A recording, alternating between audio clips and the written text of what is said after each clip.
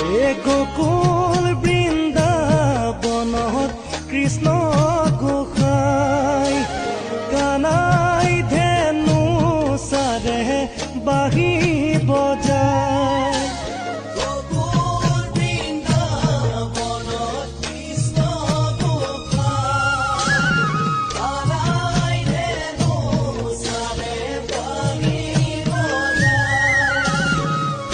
বাঁহী মাতে শুনি ৰাধে মাই যমুনাৰ বালিতে কলচি পেনা